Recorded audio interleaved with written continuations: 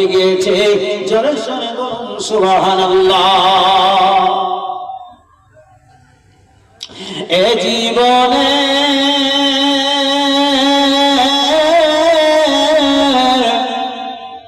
না করিলাম বন্দেগী, গধা করে কাটাইলাম জিন্দেগী। এ জীবনে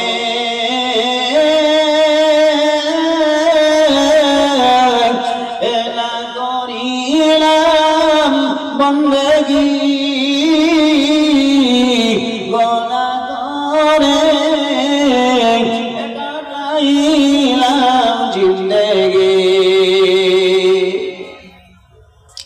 মাফ করো মাবুদ মওলা এলাহি, এ জীবনে না করিলাম বন্দেগী, গুনাহ করে কাটাইলাম জিন্দেগী। জীবনে না করিলাম বন্দেগী। ভাইরা আমার বাবা শুনে না, তাই আপনার নবীকে আপনার এত মহব্বত করে না, নবীকে আপনার এত ভালোবাসা বাসেন, নবীকে আপনার জানের চাইতে আল্লাহ পাক করেছেন তোমাদের জানের চাইতে এবং তোমাদের বালের চাইতে তোমরা নবীকে ভালোবাসো, তোমরা নবীকে মহব্বত করো। ভাইরা আমার বলে না, এই ভালোবাসার গুণ হচ্ছে চারটা। গুণ হচ্ছে চারটা কি আপনারা? একটা গুণ হচ্ছে কি জামালিয়াত, আর একটা গুণ হচ্ছে কামালিয়াত, আর একটা গুণ হচ্ছে কি আপনার কারাবাত, আর একটা গুণ হচ্ছে কি সেটা হচ্ছে আপনার ইহসান। এই চারটে কারণে মানুষ আপনার চারটে কারণে ভালোবাসা হয়। তো ভাইরা আমার জীবনেরা, এই চারটা কারণ আমাদের কাছে খুবই গুরুত্বপূর্ণ। এই চারটা কারণে আপনার ভালোবাসা করেন, এই চারটা কারণে আপনারা মহব্বত করেন। কিন্তু যেই কারণ হচ্ছে কি ইহসান করার একটা ভালোবাসা, সেটা হচ্ছে কি আপনি কোনো জায়গায় বেড়াতে গেলেন, যাওয়ার পরে হয়তো আপনার টাকা পয়সার আপনি অভাব যেতে পারেন না। আমি হাফেজ রবিউল ইসলামকে হয়তো আপনারা বলতে পারেন, বলে হাফেজ সাহেব আপনার তো অসুবিধা, আপনি প্রতিবন্ধী মানুষ, আপনি 10টা মিনিট টাকা নিয়ে আপনার টুপিতে চড়ে, নাহলে আপনি পাশে চড়ে চলে যান। এটা ভালোবাসা। এই ভালোবাসার নাম হচ্ছে ইহসানি ভালোবাসা। আর একটা ভালোবাসার কারণ হচ্ছে কি আপনার, আর একটা ভালোবাসার কারণ হচ্ছে কি আপনার ইহসান, আর একটা ভালোবাসা হচ্ছে কামালিয়াত। এই কামালিয়াত ভালোবাসা আপনার কি যে যত নিকটে, ভাইরা আমার বাবা জীবনে না, পাড়ার লোকের চাইতে আপনার নিজের নিকটে একটু ভয় পড়া, তার চাইতে নিকটে একটু হয়তো ছেলেরা, কিংবা একটা জায়গায় আপনার বেড়াতে গেলেন, আপনার কলকাতায় গেলেন, কলকাতায় যাওয়ার পরে, কিংবা হয়তো দিল্লিতে গেলেন, দিল্লিতে যাওয়ার পরে একজনের সঙ্গে আরেকজনের দেখা হলো, বলে ভাই তোমার বাড়ি কোথায়? বলে আমার বাড়ি হচ্ছে আমেরিকাতে। আর একজনকে দেখা করলো, দেখা করার পরে বলা হচ্ছে ভাই তোমার বাড়ি কোথায়? আমার বাড়ি ব্যাঙ্গালোর। ওই মানুষটাকে জিজ্ঞাসা করে, বলে ভাই রে তোমার বাড়ি কোথায়? বলে আমার বাড়ি হচ্ছে মুর্শিদাবাদ। সেটা কলকাতা মুর্শিদাবাদ। একজনের দেখা হলো, জিজ্ঞাসা করছে, বলে তোমার বাড়িটা কোথায়? বলে আমার বাড়ি হচ্ছে ঘুরিয়ার পাড়া। এইরকম করে বলেন আপনার এই কলকাতা আপনার ব্যাঙ্গালোরের মানুষটার সাথে, ওই আপনার দিল্লির মানুষটার সাথে কি আপনার আমেরিকার মানুষটার সাথে ভালোবাসা থাকবে। আস্তে আস্তে আস্তে আপনার যত নিকটে হবে ততই আপনার ভালোবাসাটা বেশি হবে, ততই আপনার তাদের সঙ্গে যুক্তি থাকবে না, ওই ইনসানিয়াত ভালোবাসাটাও থাকবে না, জালাবাতের ভালোবাসাটাও থাকবে না। এই কাওয়ালিয়াত ভালোবাসাটা আপনার থাকবে। আপনার বাড়ি হরিয়াপাড়া, আমার বাড়ি ডোমকল, এই ডোমকল যদি কাছাকাছি হয়ে যায় আপনার দিল্লিতে গিয়ে বলে ভাই রে আর নাই, আর কারোর সাথে সাথ নাই, আমরা একই জেলার মানুষ, দুই থানার একই জেলার মানুষ, তুমি হচ্ছ নিকটের মানুষ।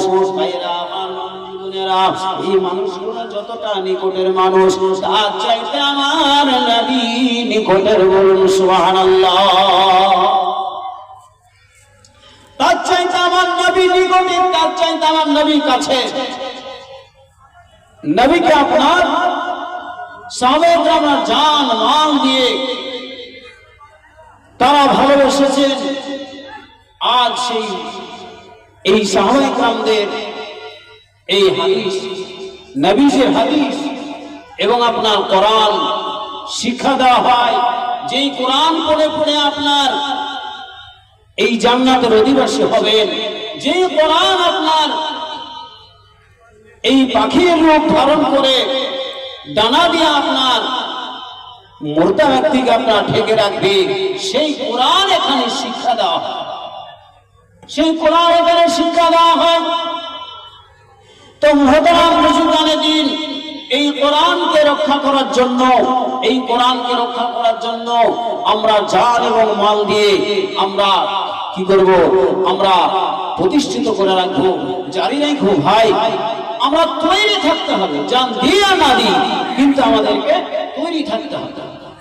অনেক আপনার বিশেষজ্ঞরা তারা চাকরি করে না, অনেক চাকরি করে, কিন্তু তাদের কারো কারো ভাগ্যে কোনো কোনো সময় যুদ্ধ জুটে, আবার কোনো কোনো সময় ভাগ্যে যুদ্ধ জুটেও না, অথচ বেতন দেয়, বেতন খেতে খেতে তার চাকরির সময় শেষ হয়ে যায়। এইরকম তো তারা শুধু যুদ্ধে যাওয়ার জন্য তৈরি হয়ে থাকে। তো ভাইরা আমার, বাবা জীবনেরা, তাই আমরা জান এবং মাল দিয়ে এই মাদ্রাসাকে আমরা প্রতিষ্ঠিত করার জন্য, এই মাদ্রাসাকে আমরা জারি রাখার জন্য আমরা তৈরি থাকবো বলি ইনশাআল্লাহ। আমার ভাইরা, আমার বাবা জীবনেরা, তা আমরা কি করব? আমরা জান মাল দিয়ে সাহাবায়ে কেরামদের মতন আমরা তৈরি থাকবো। ভাইরা আমার বাবা জীবনেরা, আল্লাহর নবী সাল্লাল্লাহু তাআলা আলাইহি ওয়াসাল্লাম তিনি বলেন, ও গো আমার সাহাবায়ে কেরামরা, সাহাবায়ে কেরামদেরকে নবীজি আপনার এত ভালোবাসতেন, এত ভালোবাসতেন, এত মহব্বত করতেন। নবীজিকে আপনার সাহাবাদেরকে নিয়ে আল্লাহর নবী আপনার বয়ান দিচ্ছেন, বয়ান দিতে এক নয় দুই নয়, সাহাবায়ে কেরামদের কাছ থেকে 3 দিন পর্যন্ত আপনার নবীজির চোখের আড়াল হয়ে গিয়েছে। সাহাবায়ে কেরামরা খুঁজে খুঁজে নবীকে পান নাই, নবীকে আপনার খুঁজে খুঁজে সাহাবায়ে কেরামরা পান নাই। আপনার অনেক দূরান্ত নিয়ে খুঁজে, কিন্তু খুঁজে খুঁজে নবীকে না পাওয়ার পরে তারা পরিকল্পনা করল, কোথায় গেলে নবীকে পাওয়া যায়, কোথায় গেলে আমার নবীর সাক্ষাৎ ঘটবে। এইরকম করে আপনার খোঁজাখুঁজি করছে, করতে করতে তারা আপনার নবীজির যিনারা বিশিষ্ট সাহাবী, তারা আপনার একটা পরামর্শ করলেন, করার পরে আপনার নবীকে খুঁজতে চলে যাচ্ছেন। যেতে যেতে একটি মাঠের দিকে ওই রাখালের তলে আপনার উট দুম্বা গুলো চড়াচ্ছে।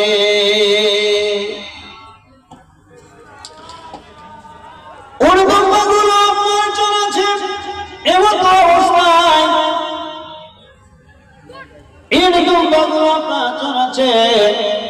অবস্থায় আপনার ওই রাখালের দলগুলাকে জিজ্ঞাসা করে বলছে, বলো বাবা রাখালের দলেরা, বলো তোমরা আমার বিশ্ব নবীকে কি দেখেছো? বলে তোমার বিশ্ব নবীকে আমরা দেখি নাই, কিন্তু আপনার দুম্বা গোলার চোখ দিয়ে টস টস টস করে আপনার পানি বেয়ে বেয়ে পড়ে, চোখ দিয়ে আপনার টস টস করে পানি বেয়ে বেয়ে পড়ে। আপনার নবীর কথা বলছে না, ওই উর্দুম্বা গুলাকে আপনার কি করে, আপনার চাবুক দিয়ে আঘাত করে আপনার পিঠে পিঠে চলে যায়। ওরা মনে মনে বলছে আল্লাহ, আজকে যদি আমার একটু জবান দিত, আজকে যদি আমার একটু জবান থাকতো, আমি তোমার নবীর সংবাদটা জানিয়ে দিতাম,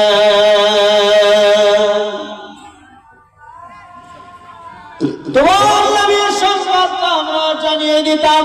এইরকম করে আপনার বলতে লাগলো।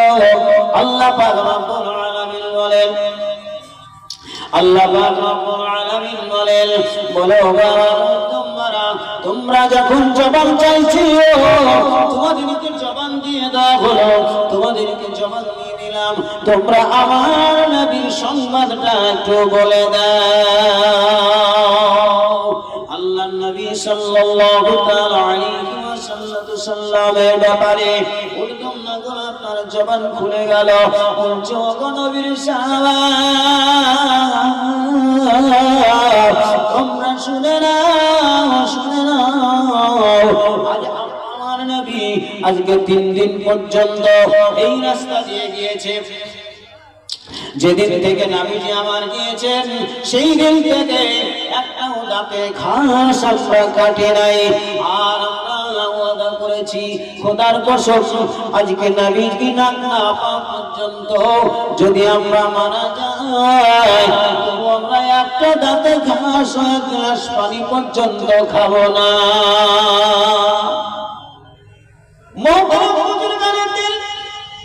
বন জঙ্গলের জানোয়ার তারা আপনার নবীকে চিনতে পারল, বাঘ ভাল্লুক সিংহ তারা আপনার নবীকে চিনতে পারল, আপনার উর্দুম্বা গুলা নবীকে চিনতে পারল।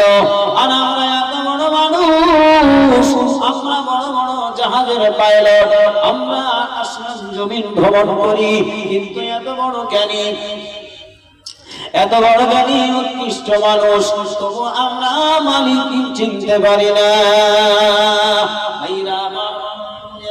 একটা কুকুরকে যদি আপনার পোষা হয়, একটা কুকুরকে যদি আপনার খাবার দেওয়া যায়, ওই কুকুরটা যখন রাত্রিবেলায় বাড়িতে ঢুকবেন, মালিক গেলে পারে আপনার লেজ লড়িয়ে লড়িয়ে আপনার সিগন্যাল দিবে চলে যাও। আর দুশ্মন যদি চলে যায়, তাহলে আপনার ঘু ঘু ঘু ঘু করে আপনার তাড়বে আর ঝাঁপিয়ে ঝাঁপিয়ে গায়ে উঠতে চাইবে। এখান থেকে বোঝা যায় একটা কুত্তাই শত্রু চিনে, মালিকও চিনে, কিন্তু এই মানুষ কিন্তু মালিক চিনে না। এরা কুত্তার চাইতেও নিকৃষ্ট। মুহতারাম বুজুর্গান দ্বীন, তাই আল্লাহর নবীর সাহাবীর খোঁজটা বলে দিল। ওই উর্দুম্বা গোলা এই পাহাড়ের দিকে চলে যান, ওগো নবীর সাহাবারা, ওইখানে আপনার নবী আমার কাছে কি বলে, ইয়া হাবলি উম্মতি, ইয়া হাবলি উম্মতি, এই বলে নবী আমার কেঁদে যান। সত্যিকারী দেখছে আপনার নবী আমার কাঁদছেন, ইয়া হাবলি উম্মতি, ইয়া হাবলি উম্মতি বলে কাঁদছেন। ভাইরা বাবা বলেরা, 4 জন সাহাবী আপনার তারা চলে গেলেন। যাওয়ার পরে সত্যিকারী উকি মেরে দেখছে আর বিশ্ব নবী সাল্লাল্লাহু আলাইহি ওয়াসাল্লাম সেজদায় পড়ে পড়ে কাঁদলেন। ওই পাহাড়ের গুহার মাটিকে আপনার কাদা করে ফেলেছে। নবীজির দাড়ি মোবারক ভিজে ভিজে কাদা হয়ে গেছে। বলছে নবী গো, ইয়া রাসূলুল্লাহ, ইয়া হাবিবাল্লাহ, আপনি তাড়াতাড়ি সিজদা তুলুন, আপনি তাড়াতাড়ি সিজদা তুলে আপনি বাড়ি চলুন।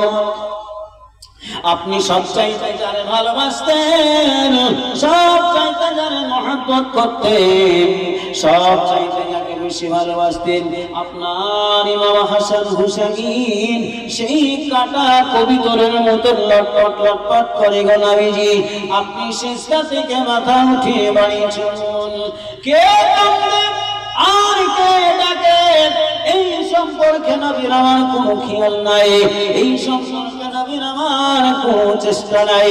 একটাই কথা বলে নবীজি, ইয়া হাবিলি উম্মতি ইয়া হাবলি উম্মতি, বলে আমার গুনাহগার উম্মতের কি হবে?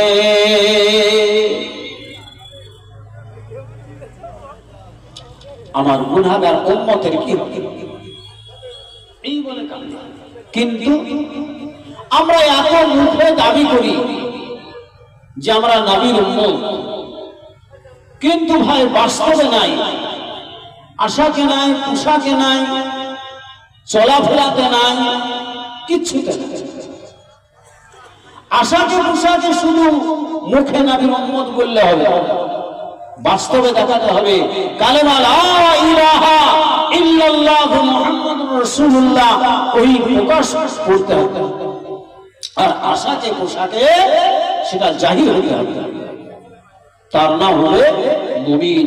মুখে দাড়ি, মুখে আপনার বলছি আমরা নবীর উম্মত, আওয়াজে সুন্নাতকে জবাই করছি।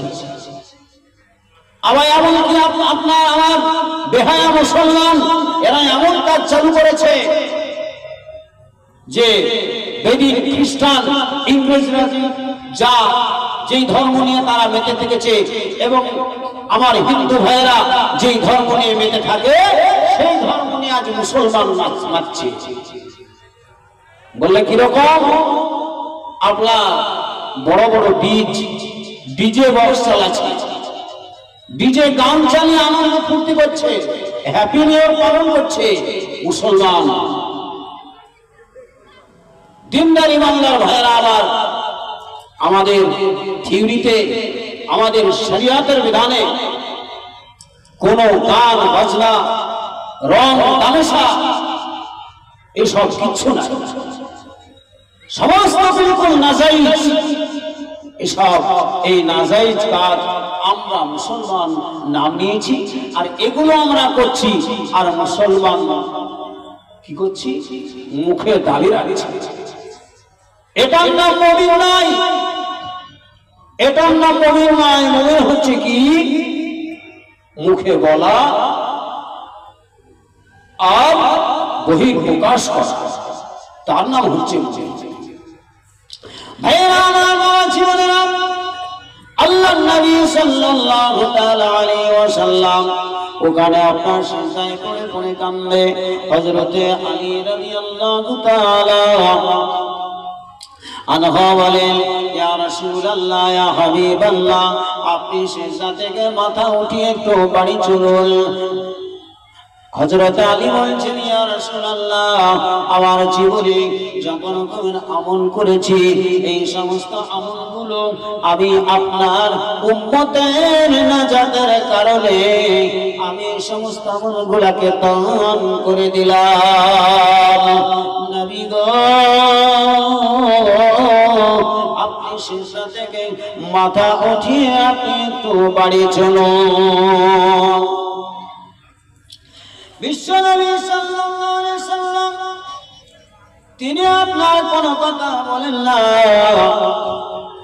এই অবস্থায় কোনো কথা না বলার পরে আর একজন সাহাবী আপনার বলছি, ইয়া রাসূলুল্লাহ, ইয়া হাবিবাল্লাহ, যিনার নাম হচ্ছে আপনারা অনেকে শুনেছিলেন যেই মানুষটা জাহান্নামের লোকনি হতে চেয়েছিল, যেই মানুষটার নৈতিক চরিত্র জীবনের অধঃপতন ঘটেছিল, সেই আল্লাহু তাআলা এই উমর রাদিয়াল্লাহু তাআলা আনহু বলেন, ইয়া রাসূলুল্লাহ, ইয়া হাবিবাল্লাহ, আমাকে শোনাও, আমাকে এই মক্কার মুখে ধনাঢ্য নারী, সেই নারীর সঙ্গে আমাকে বিবাহ দেওয়ার কথা বলেছিল। অর্ধেক মুসলিম জাহানের আমাকে খলিফা রাজত্ব দেওয়ার কথা ছিল, কিন্তু আমি এই পুরস্কারের লোভে তিনটে ঘোষণা দিয়েছিল আবু জেহেল। ওই তিনটা ঘোষণা দেওয়ার পরে আমি আপনার গর্দন কাটতে এসেছিলাম গো নবীজি। আসার পরে আপনার নুরানি চেহারা, আপনার চেহারা দেখে আমার ভুল হয়ে গিয়েছে, আমার সব ভুলে গিয়েছি গো নবী। তারপরে থেকে নিয়ে আমি সেই দিন থেকে নিয়ে আমি যত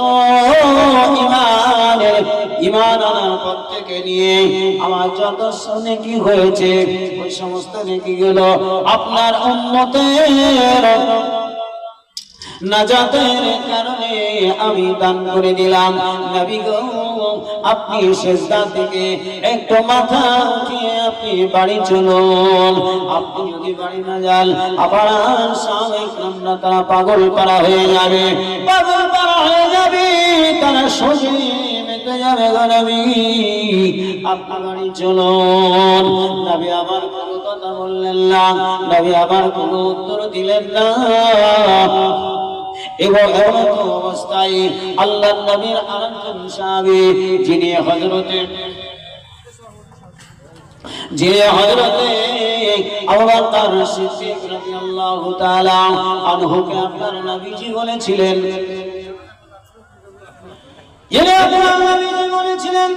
যে আল্লাহ পাকের হুকুম হলে পারে, আল্লাহ পাকের হুকুম হলে পারে আমাদেরকে মক্কা থেকে মদিনায় চলে যেতে হবে।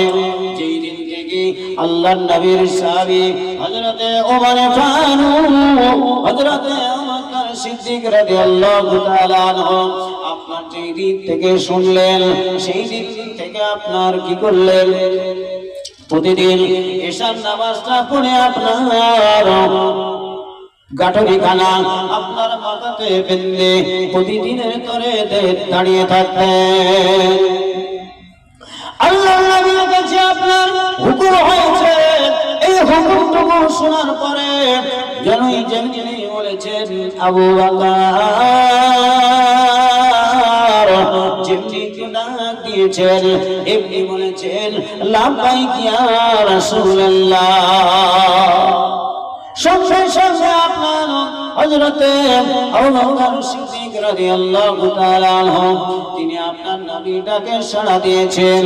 নবীটাকে সাড়া দিয়ে আপনার নবীকে নিয়ে আপনার কি করলেন, তিনি আপনার মক্কা থেকে মদিনায় রওনা দিয়ে আপনার চলতে লাগলেন। হিজরত করিলেন সোনার মদিনায়। আজ নবী গো আমার লাগায়া বাজার, হিজরত করিলেন সোনার মদিনায়। ওই নবীর নামে দরুদ পড়িলে ভাই, ওই নবীর নামে দরুদ পড়িলে ভাই, ভাবিয়া দুজন নিভে যায়। আজ নবী গো আমার লাগায়া বাজার, ঘুমিয়ে আসেন সোনার মদিনায়। নবী বলেন হযরত বিছানা রইল খালি, নবী বলেন হযরত আলী বিছানা রইল খালি, আমার বিছানায় তুমি ঘুমিয়ে যাও। আজ নবী গো আমার লাগায়া বাজার, ঘুমিয়ে আসেন সোনার মদিনায়। নবী আবার কত কষ্ট করিয়া ময়দানে লড়িয়া, কত কষ্ট করিয়া ময়দানে লড়িয়া, দন্দন শহীদ করে যান। আজ নবী গো আমার লাগায়া বাজার, আজ নবী গো আমার গড়ায়া সংসার, হিজরত করিলেন সোনার মদিনায়। ভাইরা বাবা জীবনের আল্লাহর নবী সাল্লাল্লাহু তাআলা আলাইহি ওয়াসাল্লাম বলছেন, ওই আমার সেই দিন থেকে, যেই দিন থেকে হযরত আবু বকর সিদ্দিক রাদিয়াল্লাহু তাআলা আনহু বলে আপনি যেই দিন এই গুহাতে লুকিয়েছিলেন, যেই দিন আমাকে পিছুটার সাপে কামড়িয়েছিল, বিশেষ যন্ত্রণা আমি সহ্য করতে পারছিলাম না, সেই দিন থেকে আপনার এই আমার জীবনে যত রকমের আমল হয়েছে, নেকি হয়েছে, এই সমস্ত নেকিগুলো আপনার উম্মতের নাজাতের কারণে আমি দান করে দিলাম। নবী গো আপনি তাড়াতাড়ি করে আপনি সিজদা থেকে মাথা উঠান, আপনি তাড়াতাড়ি করে সিজদা থেকে মাথা উঠিয়ে আপনি বাড়ি চলুন। নবী আমার কোনো কথা বলেন না, কে ডাকে কে কি বলে এটা আপনার শুনে না।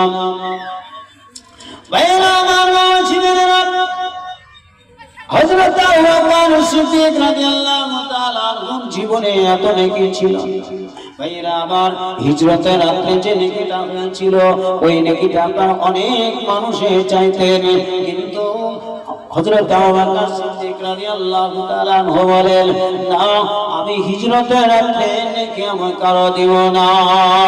সেই এত নেকি দেওয়ার পরে এত সব দেওয়ার পরেও নবী আমার মাথা ওঠান না, সিজদা থেকে মাথা তোলেন না। নবী কে ডাকে কে কি বলে সেটাও নবী আমার খেয়াল করেন না। কোন রকম আপনার কিছুই করা গেল না, বাড়িতে আপনার সাহাবায়ে কেরাম আপনার চলে আসলো।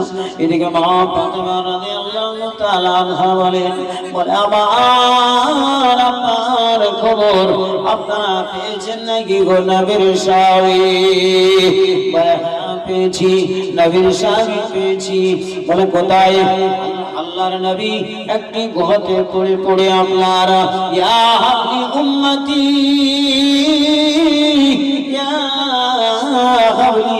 উম্মতি বলে কান্না করছে। আমরা কেউ আনতে পারলাম না, আমরা কেউ নবীকে ডেকে আনতে পারলাম না, বুঝাইতে পারলাম না। ভাইরা আমার বোনেরা, এমত অবস্থায় মা ফাতেমা রাদিয়াল্লাহু তাআলা আনহা কলেজা টুকরো সন্তান তিনি বলছেন বলে আব্বাজান আপনি সিজদা থেকে মাথা তুলুন, আমার ইমাম হাসান ইবনে হুসাইন দুইটি ভাইকে আমি আল্লাহর রাস্তায় কুরবান করে দিলাম। এই আমার জীবনেরা কে আছেন নবীর জানি, কে আছেন নবীর মহব্বতিয়ান, কে আছেন নবীর পাগল পারা, কে আছেন নবীর আপনার দিন নবীকে ভালোবাসনেওয়ালা, কোরআনকে ভালোবাসনেওয়ালা। তাই নবী আমার তিনার কলেজার সন্তান তিনি ফাতেমা রাদিয়াল্লাহু তাআলা আনহা বলছে আমার দুইটা সন্তানকে আল্লাহর রাস্তায় কুরবান করে দিলাম, আপনি নবী গো মাথা উঠিয়ে বাড়ি চলুন। আমার আল্লাহ পাক রব্বুল আলামিন বলেন বলে জিবরাইল বলে সম্রাট জিবরাইল ফেরেশতা আমার নবী এত কান্না কান্দে, আমার হাবিব এত কান্না কান্দে, উম্মতের কারণে কান্না করে, উম্মতের নাজাতের জন্য কান্না করে। বলে হাবিব বলে জিবরাইল তুমি আমার নবীকে জানিয়ে দাও, বলে জিবরাইল তুমি আমার নবীকে জানিয়ে দাও, তুমি আমার নবীকে বলে দাও নবীর উম্মতকে না জিজ্ঞাসা করে জাহান্নামের জন্য নিয়ে যাওয়া হবে না। আপনার হাবিব যারা আপনার উম্মত হবে অবশ্যই আপনাকে জিজ্ঞাসা করে করে বাছাই ছাঁটাই করে তাদেরকে জাহান্নামে দেওয়া হবে। আর যারা আপনার উম্মত হবে তাদেরকে বাছাই ছাঁটাই করে জান্নাতের অধিবাসী হবে বানানো হবে। নবী আপনি কান্না করবেন না, আপনাকে নয়, শুধু আপনাকে নয়, আপনার আহলে বর্গকেও আল্লাহ পাক একটু পরীক্ষা নিরীক্ষা করে দেখলেন, আপনি এবং আপনার আহলে বর্গ তারা সবাই আপনার পরীক্ষায় পাস করেছে। সবাই আপনার পরীক্ষায় পাস করেছে। নবী আপনি আর কান্না করুন, আপনি সিজদা থেকে মাথা উঠিয়ে আপনি বাড়ি চলে যান। এই কথা আল্লাহ পাক রব্বুল আলামিন নবীজিকে হযরতে জিবরিল আলাইহিস সালাতু ওয়াস তাসলিমের মাধ্যম দিয়ে যাবে। তাহলে দিনদার ইমানদার ভাইরা আমার, তারা তাহলে জানের চেয়ে মালের চেয়ে তারা নবীকে ভালোবেসেছেন না বাসেন? যদি তাই না বাসেন তাহলে তারা মা ফাতেমা রাদিয়াল্লাহু তাআলা আনহা তিনি বললেন যে আমার দুইটি সন্তান কলেজার টুকরো, আমি তাকে কি করব? আমি আল্লাহর রাস্তায় কুরবান করব, আল্লাহর রাস্তায় দান করব।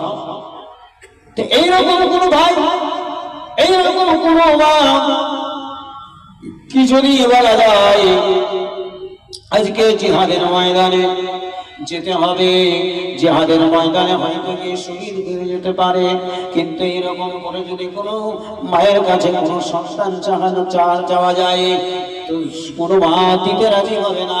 বলে আমার একটাই কলেজার টুকরো সন্তান, আমার একটাই কলেজার টুকরো দুনিয়ার বুক থেকে চলে যাবে, দুনিয়ার বুক থেকে চলে যাবে, এইরকম করে দিতে চাইবে না।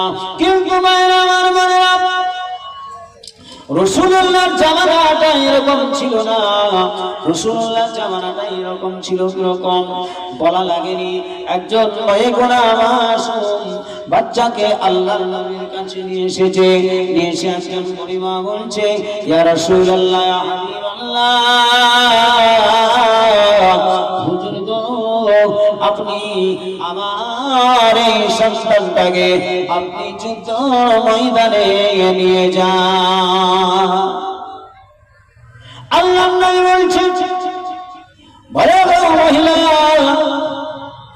তুমি শুনে না, শুনে না, তোমার এই সন্তান তলোয়ারের কোন সহ্য করতে পারবে না, তোমার এই সন্তান ঢাল ধরতে পারবে না, তোমার এই সন্তান যুদ্ধ করতে পারবে না, তোমার এই সন্তানকে নিয়ে যাওয়া যাবে না।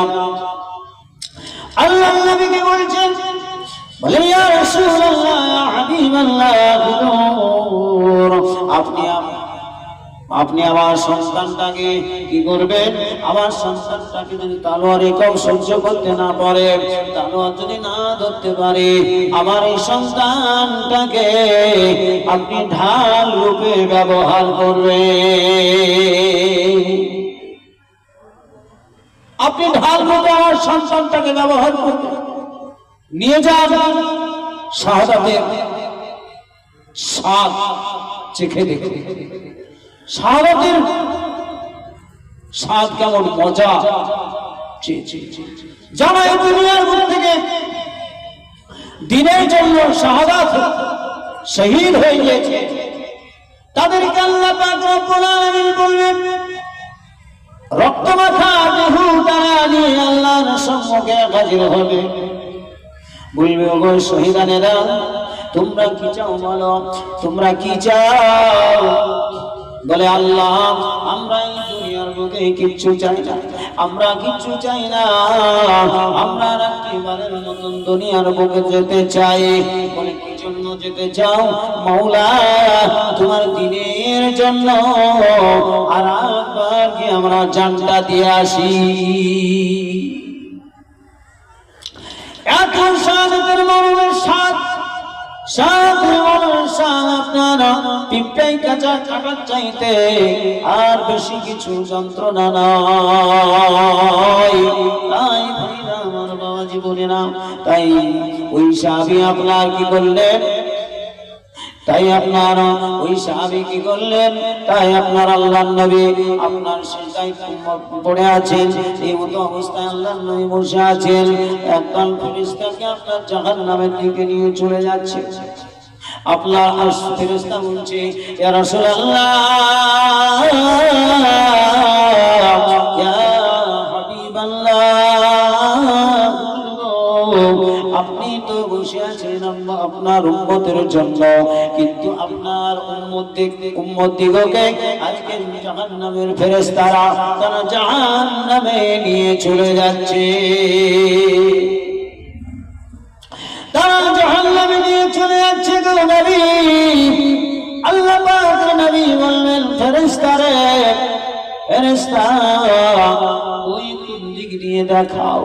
বলে নবী গো আপনি দেখুন আপনার উম্মতদেরকে নিয়ে চলে যাচ্ছে। আল্লাহর নবী ফেরেশতাদেরকে বললেন, বলে ফেরেশতারা তোমরা একটু থামো। বলে কি জন্য? তোমরা এদেরকে জাহান্নামে নিয়ে যাচ্ছ কেন?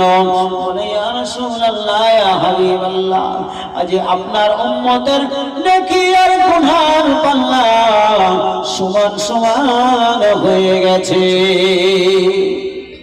নেকির আর গুনার পাল্লা সমান সমান হয়ে গেছে। তাই আপনার এই গুনাহগার উম্মতদেরকে জাহান্নামের দিকে নিক্ষেপ করা হচ্ছে। আল্লাহর নবী বললেন, ও আমার ফেরেশতারা, তোমরা আমার সম্মুখে একটু এই ওজন করা হোক, মিজানের পাল্লাতে আপনার ওজন করা হবে। নেকি আর বদি মিজানের পাল্লাতে ওজন করা হবে। ওজন করে নবী সত্যি জানিয়ে দেখবেন নেকি আর গুনার পাল্লাটা সমান সমান হয়ে গেছে। সেই দিন নবী আমার কি করবেন? সেই দিন নবী আমার বড় বড় আঙুলটা দেবে না, ওই আপনার নেকির পাল্লার দিকে ওই কেনে আঙুলটা চাপিয়ে দেবেন। ওই কেনে আঙুলের ভরে আমার গুনাহগার উম্মতের পাল্লা আল্লাহ পাক বেশি করে ভারী করে দেবে। বেশি করে আপনার গুনার পাল্লা, নেকির পাল্লাকে আপনার ভারী করে দেবে, আর গুনার পাল্লাকে আপনার হালকা করে দেবে।